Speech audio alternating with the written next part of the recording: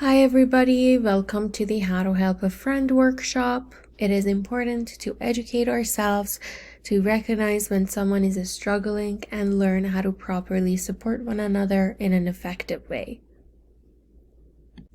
Let's go over the agenda for this workshop. First, we will explore what mental health is.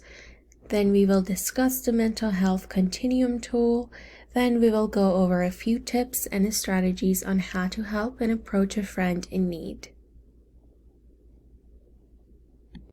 There are many ways to define mental health. For many individuals, mental health also incorporates a spiritual dimension along with the physical, mental, and social aspects of wellness. The World Health Organization defines mental health as a state of well-being in which the individual realizes his or her own abilities, can cope with the normal stresses of life, can work productively, and is able to make a contribution to his or her community.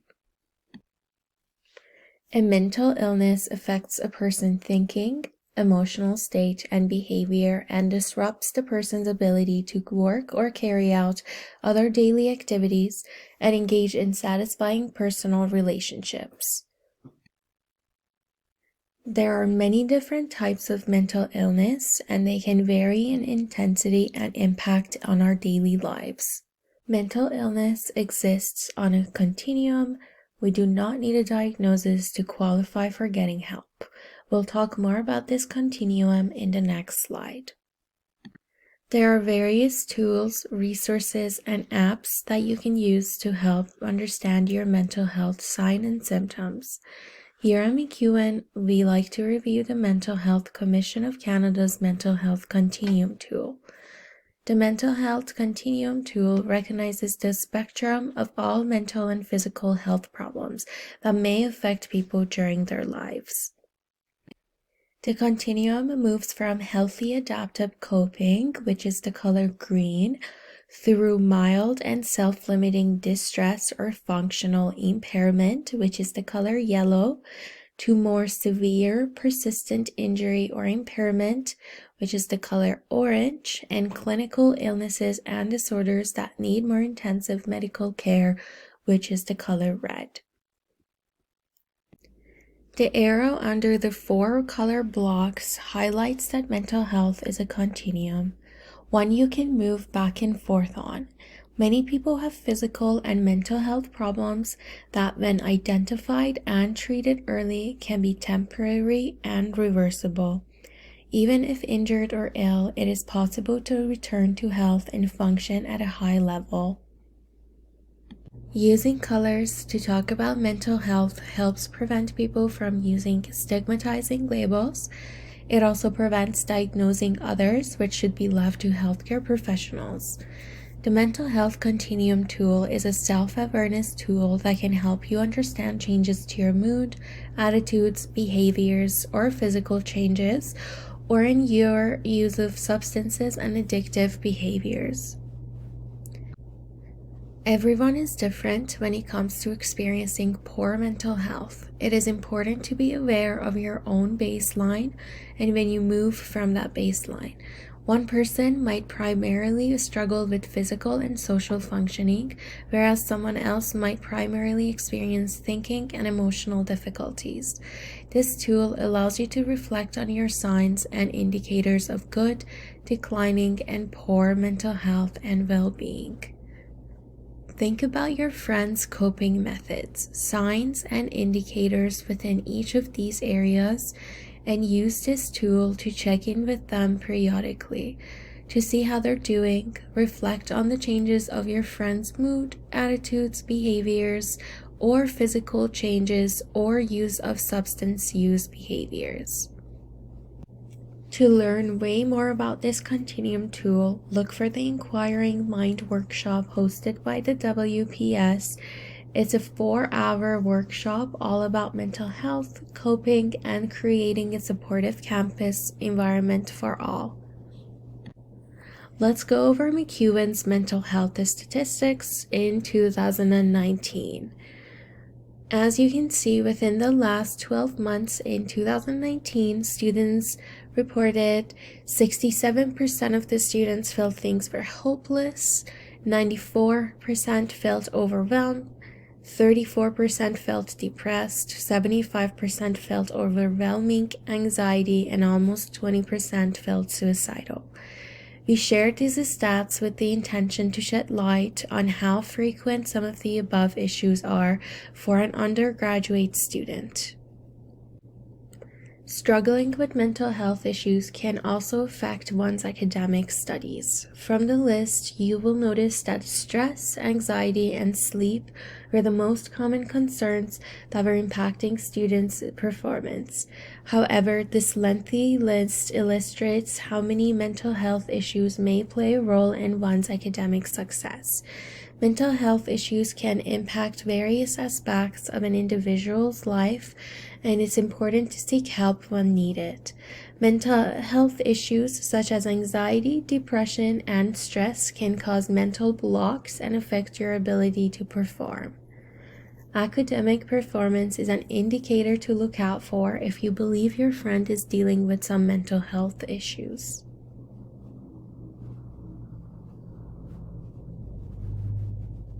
Now we are going to talk about a few common mental health issues. The next few slides will help you identify some cues that might indicate your friend is starting to struggle. So what is depression? Depression is a common and serious illness that negatively affects how you feel, the way you think, and the way you act. Depression affects a person's ability to carry out their work and daily activities and may impact one's ability to have satisfying personal relationship. Depression may co-occur with anxiety and substance use. Some signs of depression might include loss of enjoyment and interest in activities that used to be enjoyable, lack of energy and tiredness, difficulty in concentration or making decisions, withdrawal from close family and friends, loss of productivity regarding work or schoolwork. To clarify, not every person who is considered depressed will have all of these symptoms. Each individual will differ in the number and combination of symptoms, as well as how severe their symptoms are. As a friend, you can look out for these symptoms as signs that your friend's mental health and mood may be declining. Changes in your friend's emotions, behaviors, thinking, physical symptoms can be clear signs of depression.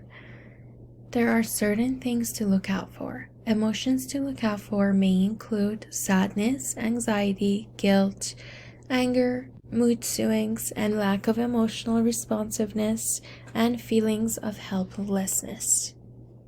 Behavioral changes include crying spells, withdrawal from others, neglect of responsibilities, loss of interest in personal appearance, loss of motivation, non-suicidal self-injury, and using drugs and alcohol.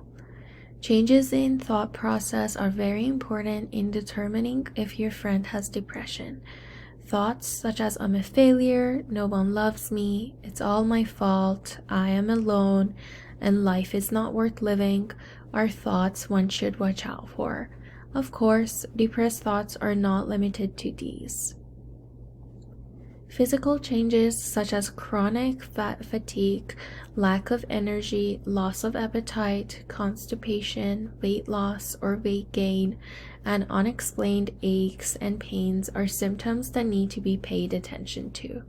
If you believe your friend is suffering from depression, using a checklist of symptoms is an effective and confidential way to help give you more insight. The checklist is not a diagnosis, but rather it will help determine if professional help is needed. Another common mental health issue is anxiety, so let's define it. Anxiety exists on a spectrum and ranges from normal feelings of nervousness or anxiousness to excessive fear or anxiety that might disrupt daily functioning such as work, activities, relationships. Anxiety can be described as a feeling of anxiousness, stress, nervousness, feeling frazzled, worried, and much more. The key thing to remember is that it's normal to feel nervous or anxious or worry from time to time, but it is not normal to constantly feel anxious or worried. If you notice that your friend is struggling with constant and excessive fear or anxiety, it might be time to talk to them and suggest professional help. Changes in your friend's emotions, behaviors, thinking, physical attributes can point to signs that they may be experiencing anxiety. Here are some of the things you can look out for. Emotional changes such as unrealistic or excessive fear and worry about the past and future events, or nervousness. You can look out for behavioral changes such as avoidance of situations, obsessive or compulsive behaviors, distress in social situations. There are also physical changes to look out for, such as rapid, shallow breathing, shortness of breath, panic attacks, or feelings of tension. These symptoms that you might observe are meant as a reference and do not provide an in-depth diagnosis. If you believe that your friend is suffering from anxiety, you can use these symptoms as a guide to help understand what might be happening to them and recommend professional help if needed. There are many styles and approaches to helping someone in distress or in need of help. However, today we will focus on the Algae's method. If you believe your friend is in the injured or ill end of the mental health Continuum tool, it might be time to consider trying to connect your friend with professional help. To do so, please follow these steps. Approach the person, assess and assist with any crisis. Listen and communicate non-judgmentally. Give reassurance and information. Encourage the person to reach out to appropriate professional help. Encourage other supports. And finally, self-care for the helper. We will go over each step in the next few slides. When is the right time to approach your friend? This is a tricky question, and context is really important. A good starting point is when you notice something is different about your friend, such as their sleep schedule, their willingness to hang out with you, their demeanor. For example, if you are concerned about your friend being depressed, the first step is to find a time where both of you are free and are able to have a conversation. This can be by asking them to hang out. Ensure that the location you have chosen to hang out is suitable for a conversation of this seriousness. For example, not at a club, but maybe at a park where you can walk and talk. Second step is after you have set up a time slot and a suitable location where you and your friend can talk. The next step is to check in on their mental and physical state.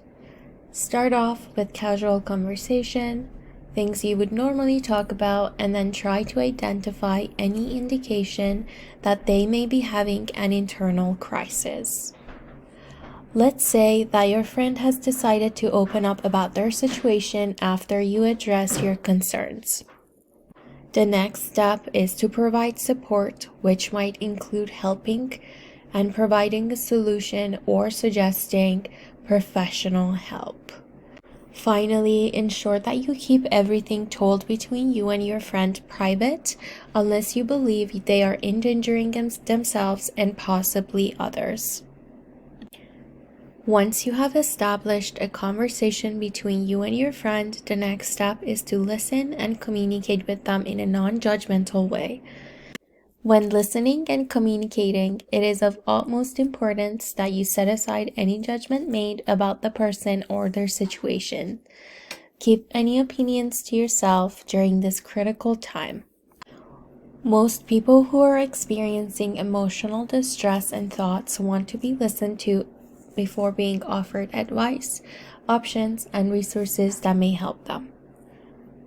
Adopting certain attitudes and using skills that make it easier for the friend to express their thoughts without the fear of being judged can help with this. For example, if your friend is telling you about an argument between them and their parents, which is causing some mental strain on them, withhold any critics and do not challenge aspects of it. Instead, try to communicate understanding of their perspective and offer validation of the parts that make sense to you. Wait until your friend finishes and keep your opinion until a later time when they have stabilized their emotions. Now, that is not to say that you should just agree with everything they say either.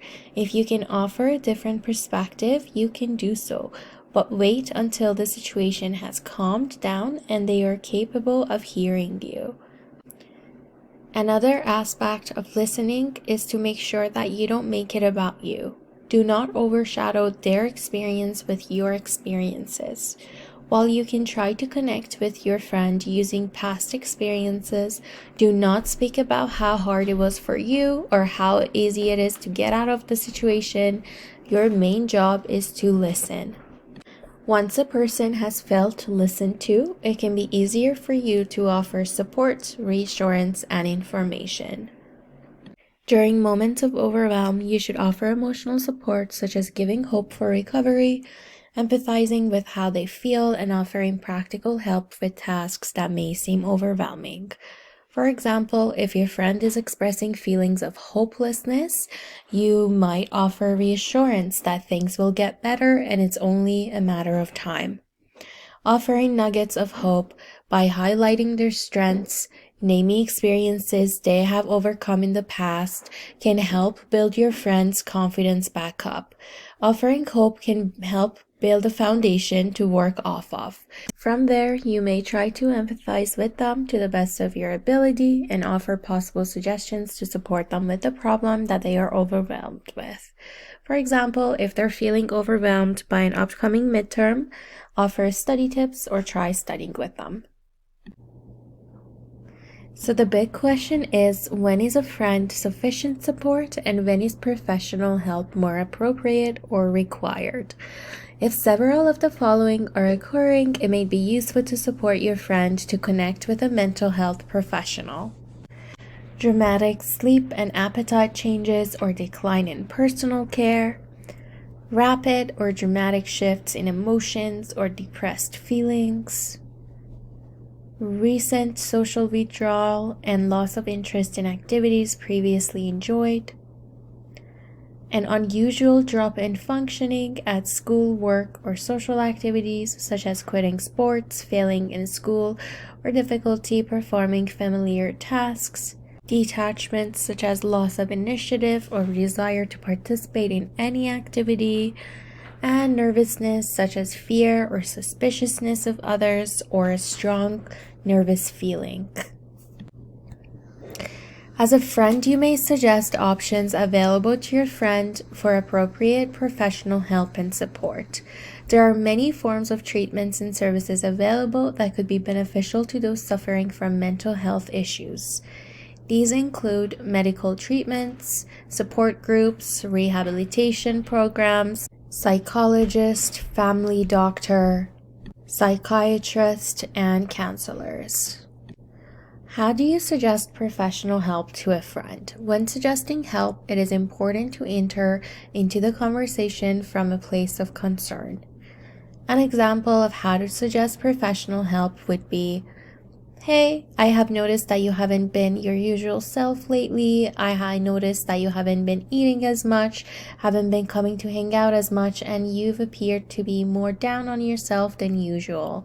It's led me to wonder if seeking more outside help might be a good support for you and offer something more than I can offer as a friend." So let's talk about what happens if your friend doesn't want to seek professional help. It is quite possible that this may come as a shock, or your friend may not be ready to seek professional help. If this happens, take a step back and listen to their perspective. Try to understand why they don't want to seek professional help. For example, they may be hesitant due to negative past experiences seeking help. It can be related to cost, to their time. It is of utmost importance that you do not judge them for rejecting professional help. Instead, try to suggest a variety of options. If there are alternative ideas that might resolve the hesitation towards seeking help, for example, suggesting a low-cost counseling service, accessing WPS, which offers free counseling, you're welcome to share this information with them. It is important that you respect their decision and do not force them to do anything they don't want to do. Aside from professional help, there are other self-help strategies that can be implemented, such as a variety of resources created by MacEwan's peer health education team. Additionally, there are several wellness workshops on Wellness and Psychological Services YouTube channel. The links to both of those resources are at the end of this presentation.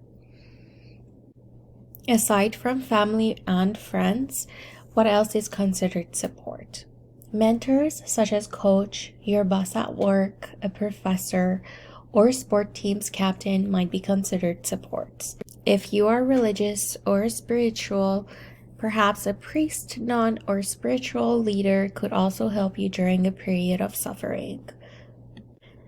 Other support is quite a broad term and essentially means anyone that you believe can help you through the situation that isn't professionally trained.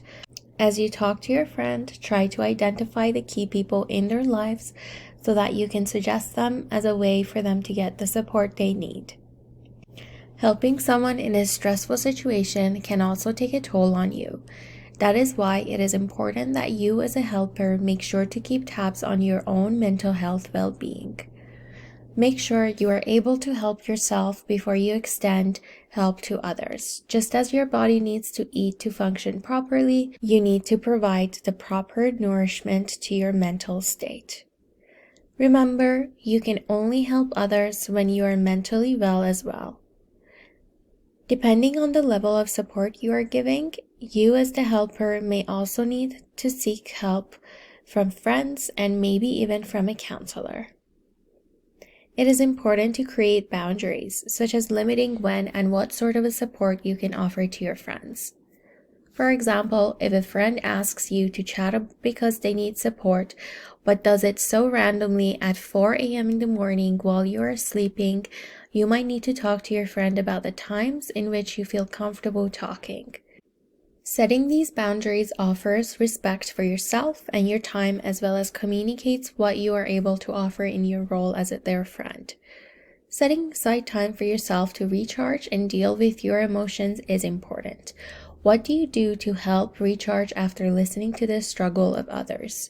Do you need alone time? Do you need to listen to music? Take a walk to clear your mind? If you are feeling constantly drained after hearing their problems or worrying about your friend, it may be helpful to seek professional support as well. Another important point to remember is that you are a support, but you are not a therapist or a psychiatrist. Make sure to draw this line so that you don't cross it and your friend understands the things that they can ask of you. You can offer advice and suggest professional help that can provide them with more adequate coping strategies, but you shouldn't suggest any diagnosis, medications, or solutions to their problems since you are not trained to do so. Lastly, don't forget to say what you see, show that you care, hear them out, know your role, and help them gain access to professional and community resources. If you need more support and feel overwhelmed, feel free to reach out to MacEwan Wellness and Psychological Services. We have also listed some links to the Peer Health Education Team website and WPS YouTube channel, which features several workshops on different wellness topics such as sleep, time management, test anxiety, and much more. Thank you for listening to our workshop. Your friends are lucky to have you. We hope that you learned some new tips and strategies that you can use when supporting a friend who is struggling.